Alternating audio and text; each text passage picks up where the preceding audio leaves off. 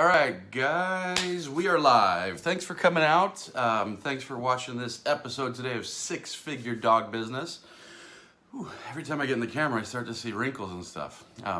This is the show where we help you start or grow your dog training business to a healthy six-figure per year or more income.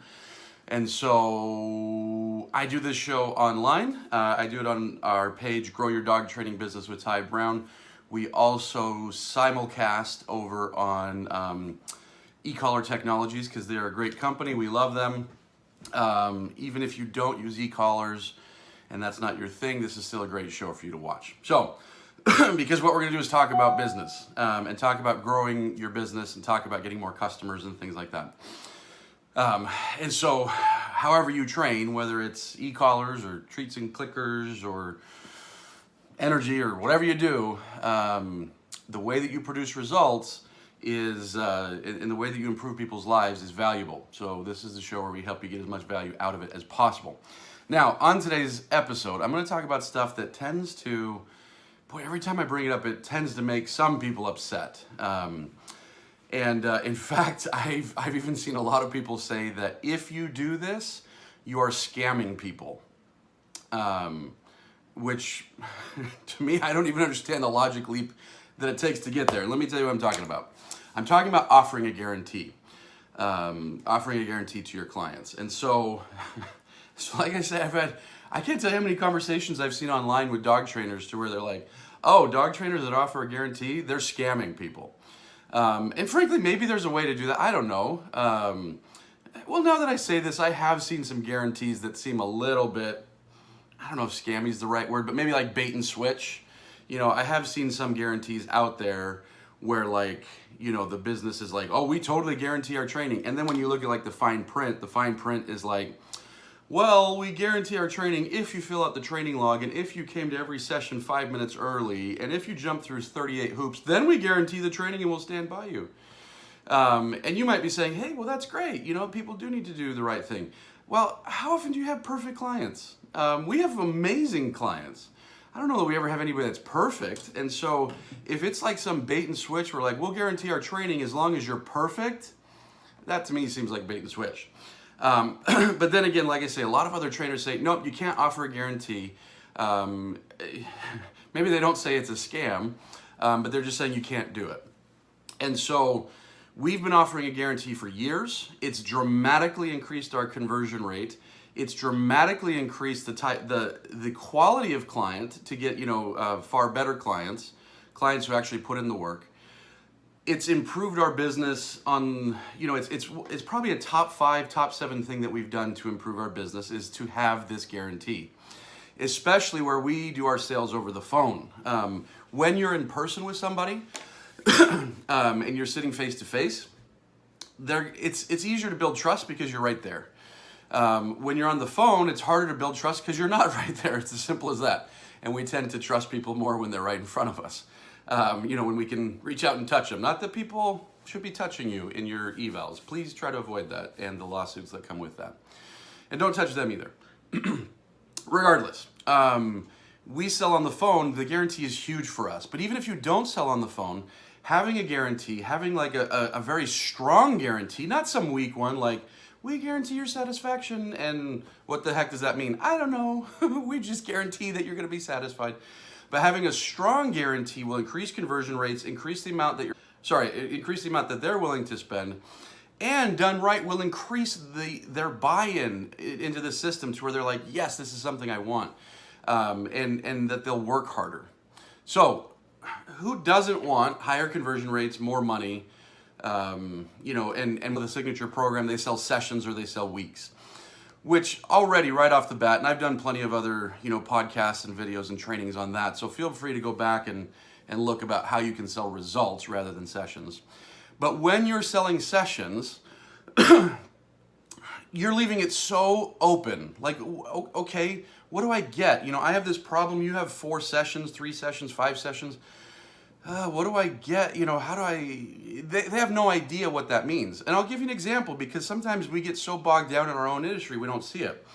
Over the years, I've hired a lot of online help. We do a lot of online marketing. And so maybe let's talk search engine optimization. Anytime I'm looking for search engine optimization, what I generally find are people who say, well, I charge X amount per hour. Let's say $30 an hour. I charge $30 an hour. Okay, well, how many hours a month do you need to work on my site? Depends on what you're looking for. At 10 hours a month, I can work on 3 keywords. And here I am, I'm a dog trainer, like, what does this mean? 10 hours a month, 3 keywords? I have no idea how to put the benefit of what's gonna happen with what they're telling me. Oh, okay, what happens if you work for 20 hours a month? Well, we can work on 7 keywords. Okay, what does this mean? And so here I am as the business owner trying to piece together what I'm going to end up paying versus what I'm going to end up getting. And it's never there. Unless I'm like an insider in that industry, I have no idea what 10 hours a month is going to get me. I have no idea what 20 hours a month is going to get me. I have no idea what that's going to look like. And it's the same with your clients. Or, let's take the same thing, like maybe I've wanted a website built in the past or a logo designed. And I reach out and logo designers come back and they say, I charge $50 an hour. How many hours is it going to take? So first off, notice that I'm on the hours, I'm not even thinking about results. I'm thinking about hours at this point because that's the conversation that they've started. All right, how many hours is it going to take? Well, I don't know. Most of them I can get done in 20 to 30 hours or whatever, and so here I am like, well, that's kind of a big difference in price. What's going to happen? So I've gone through this a ton when I try to purchase things. And this is the same ordeal that most people put their dog owners through, is they put them through this ordeal where you guess. I'm going to sell you the sessions. You guess what you're going to get out of it. I'm going to teach you how to heel, sit, down, stay, come, and we're going to work on the aggression. But you guess what that's going to look like. They don't know what that looks like. Half of the dog owners don't even know what heel means, and that's totally fine. But so many dog trainers are expecting the dog owners to figure this out. So that's where most conversations start with dog owners. So here they're getting in their mind, all right, I'm really not sure what's going to happen. They're going to charge me X amount for these 5 sessions. I'm not sure what I'm supposed to get. This is making me nervous. Hey, do you have a guarantee? Well, no, I can't guarantee anything. What if you don't do your work? What if you don't do your effort? And so think about what that's like for these dog owners that you're working with. Put yourself in their shoes for a minute. They're not entirely sure what they're getting, and they can't be because this is not their industry. They don't even know what a trained dog looks like. They don't know what a trained dog feels like. They don't know what it's like to live with a trained dog. So these are things that they don't know. So there's all this mystery for them. And then on top of it, you're saying, cool, I'm going to help you with this mystery by charging you $1,000 for these 7 sessions, for example.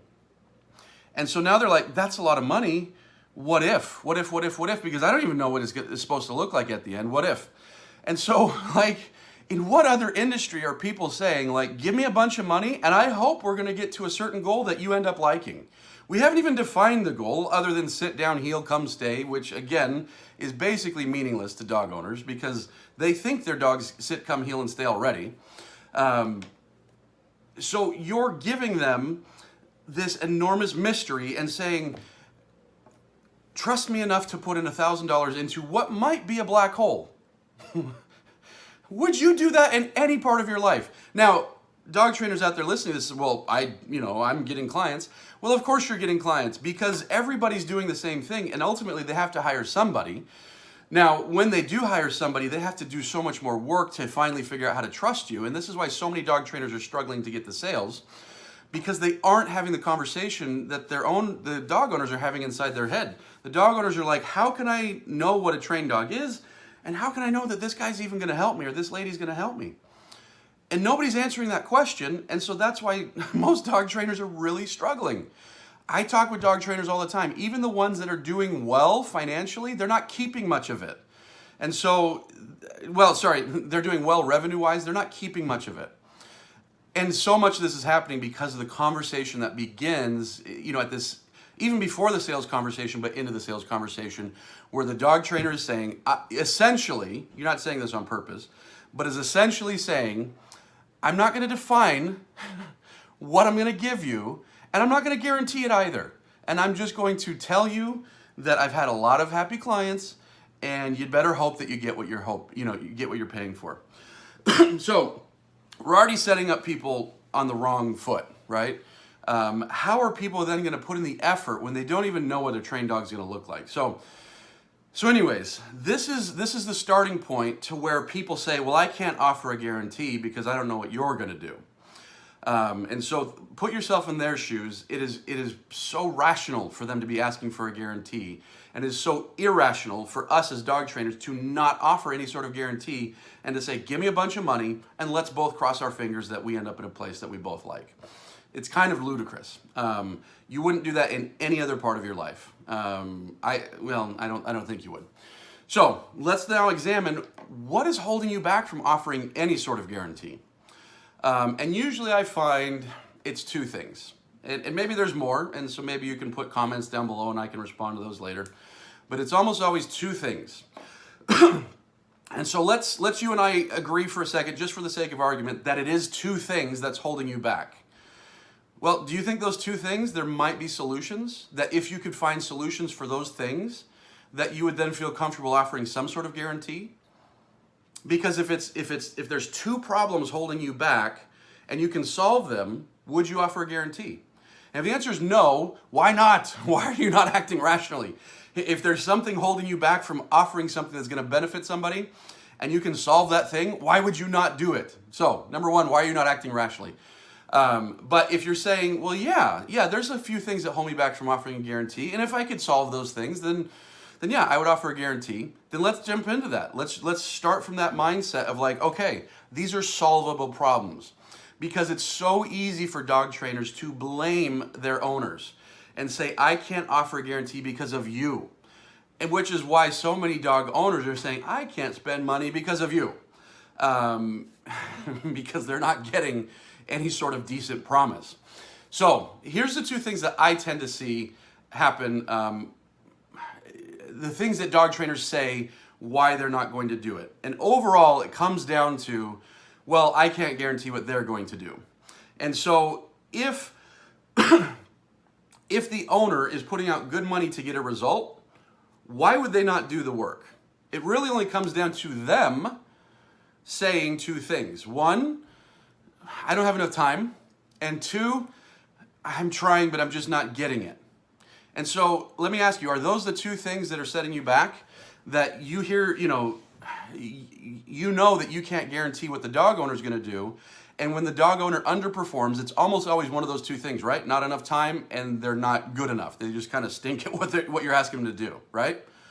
So can we agree that those are at least two of the biggest ones? Maybe you've got other ones, but those are two of the biggest ones. If you can solve those issues, would you now start offering a guarantee? I hope so, because think about it. Wouldn't that be amazing that you could help somebody get the time or get good enough? Of course, that would be amazing. And so, like I say, stop thinking in terms of like, let's blame them. All day long, you as a dog trainer are saying, stop blaming your dog, blame yourself. All right, well, take some of your own medicine here. Stop blaming your clients, blame yourself. At the end of the day, your clients obviously have tons of responsibility. But if you start changing the narrative inside your own head and saying, I'm going to stop blaming my clients and I'm going to look at their excuses and I'm going to see if I can design solutions, your business will go to the next level. I promise you. So let's look at the not enough time. You and I both know that everybody has time because everybody is spending some time watching Netflix. They're doing something. There is not a person that wakes up at 6, goes to bed at 11, and has no time in between. None. There are some people that are far busier than the next guy, but even far busier people find time to do things. And so you know that not enough time is not the answer. Sorry, it's not a real excuse. It really isn't. And so what does it mean when somebody says not enough time? These are the problems that we can solve, guys. Hang with me, write notes, something here, because these are the problems we can solve. Because not enough time generally means other things. It means I'm confused. I'm not sure what I'm supposed to be doing. My blueprint isn't clear, and therefore I don't do the work. And then when you ask me about it, oh, I got really busy. That's the only thing that that's the only thing that the dog owner knows how to say, because they're not sure why they didn't do the work. They could have carved out the time. They could have woken up 20 minutes earlier, gone to bed 20 minutes later. come home during lunch and spent 15 minutes, and there they've got an hour a day right there. They could have done those things very easily, but they didn't. And so why didn't they? Maybe they were confused about something. Okay, solve it. Solve that confusion. Figure out how you can be a better teacher. Figure out how you can help them understand the concepts better. Figure out how you can break through the confusion for them. Solve the problem. Right? Solve it. Number two, a big one that I see is they just don't see why. And this is a big one that I see with dog trainers, that they're teaching concepts that they know is going to lead to a final result, but the owner's never done this. They don't know that if right now I'm working on the place command, they don't understand that I'm working on the place command now, and a month from now, that means that my doorbell manners are going to be great. So they want the doorbell manners. You're giving them place command. They want the doorbell manners. You're giving them place command. You know that place command leads to the doorbell manners. They do not. And so oftentimes they're not putting in the effort simply because the motivation is lacking, because they don't understand how what they're doing now pays off in the future. How do you solve that? How do you solve that? I mean, there's a billion ways. And so this is not a training on how to solve that. This is a training on getting your mind to open and getting your mind to recognize that there is a solution for that. What is the solution? It's different in every system. It could be, in our case, it's a lot of scripting. We do a lot of and scripting is not the right word, but we recognize the problem and recognize that dog owners, I don't know if that's a good word.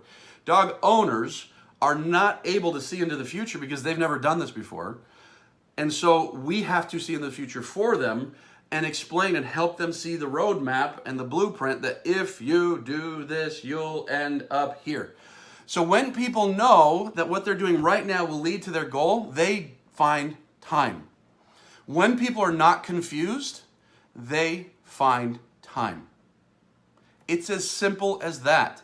When they have the motivation, when they have the desire, they find time. Are you going to run into people that are so lazy they'll never do anything? Maybe. But how did that not come out in the sales process to where, you didn't figure out that they're the laziest people on earth and they're never going to do anything? I mean, maybe somebody slips by every now and then. And when you offer a guarantee, maybe every now and then, you get a little bit hosed on something. But that's not going to be the first time someone's been taken advantage of. But it'll happen so rarely if you have a sales process that helps them understand exactly what they're getting and shows them the blueprint for getting it. You will get people that are so much more bought into this process, and they find time. When you have something that clarifies for them and makes them understand exactly how they're supposed to be doing the technique, they find time. So if every one of your clients can find time, and that's no longer a roadblock, would you be more comfortable offering a guarantee? I hope so. Now, again, I'm not even talking about what type of guarantee. We offer a two-type guarantee at my company, and I'm not even going to get into that. All I really want to do is open your mind to the concept that offering a guarantee is the ethical thing to do, because you're asking them for a lot of money and a lot of time and a lot of effort. You're saying, give me lot, and in return, I'm hoping I'm going to do something for you. Stop it. If you're going to ask a big ask out of them, you better have a big ask on the other side, or a big deliver on the other side, a big promise on the other side. Otherwise, why would you do that? Why would you ask so much out of somebody and not promise them anything? It's just unethical. I know that's going to piss somebody off. Good. All right, the second thing is they're not good enough.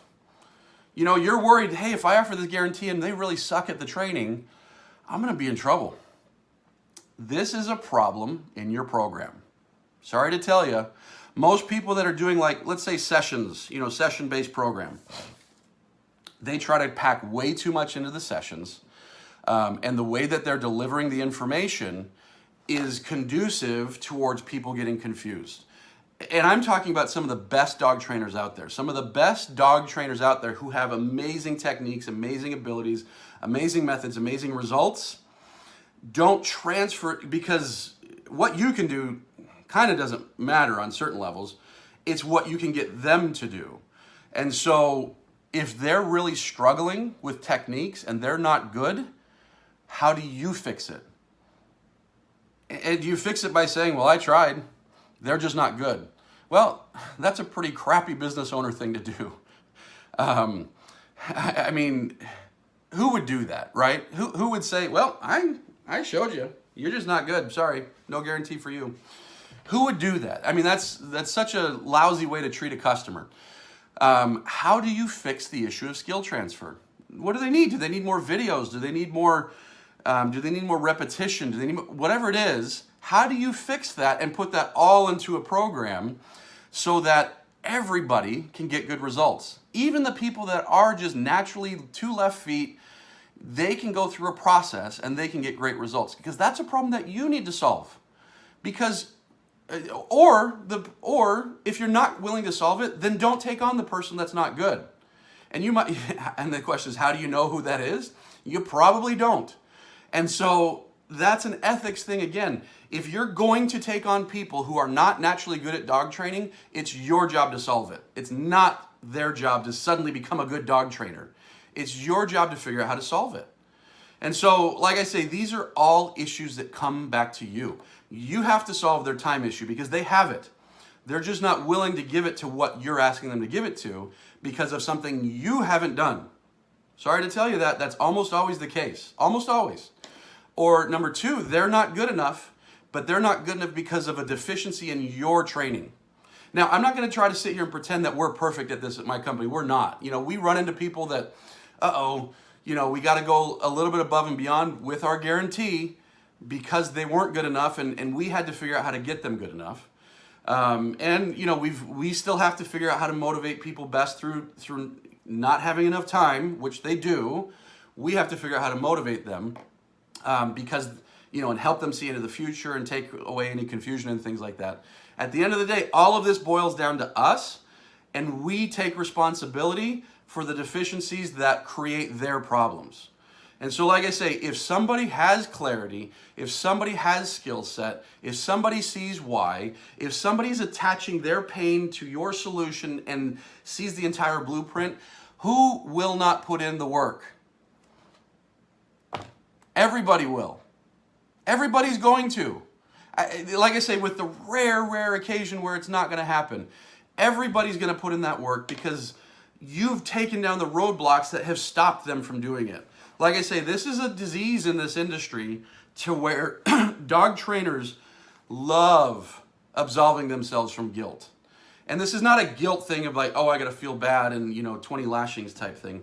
This is something to where we see problems and we see them happen over and over and over. And what do we do to fix them? We don't blame the dog. We don't blame the client. Ultimately, there's going to be some clients that have everything in a row and still don't do things. Blame yourself again and try to dig deeper and say, what can I do for this person? Systematize that thing and put it into your program so that that person can be served by you. Stop saying it's lazy people. People are not lazy. The kid who sits home all day playing video games is not lazy. He's not motivated to do other things. He's super busy on the video games. The person who never works with their dog is not lazy. They're probably at work 10 hours a day and aren't pairing their pain with your solution. There aren't lazy people out there, generally. There's lazy people in certain activities. But there are very, very, very, very few overall lazy people that are lazy at everything. Those people almost never exist. The people that do exist that you're calling lazy right now are people who you have let down. So, all right, this is I'm doing some mental inventory here and being like, whoa, hold back a bit, Ty. You're kind of harping on these people. But there's a reason I'm doing it. I am harping super hard because, frankly, people are getting let down. And dog trainers everywhere have this disease of blame the owner because it must have been the owner's fault, because I've had other people have results. You don't. I gave them the same training, your fault. Or, hey, all I can do is tell you how to do it. It's up to you to do it. No, it's up to you to figure out how to encourage them to do it. If you're going to be a professional, if you're going to be somebody that is dedicated to getting results. If you're dedicating to teaching, hey, go for it. If you're dedicating to results and making people's lives better, you're going to have to figure out how to motivate. You're going to have to figure out how to nudge, how to clarify. You're going to have to figure out how to do these things. Otherwise, your business is going to suffer. So, how do we do this? How do we create programs that do this? How do we create, guarantees that are actually ironclad? Hopefully you've gotten some information today. If you want to talk more about your business, down below this video, you're going to find a link. You can schedule a call on my calendar. We will talk about your business, and I will give you some insight into your business. Sometimes, if I feel like we can help, I'll even tell you about our coaching, and you can say yes or no, or maybe. But yeah, go schedule a call right now. Think about this. Let this rattle around in your brain for a little bit. Let this rattle around in your brain on how you can give a guarantee, and you will be happier, and so will your clients, and so will your bank account.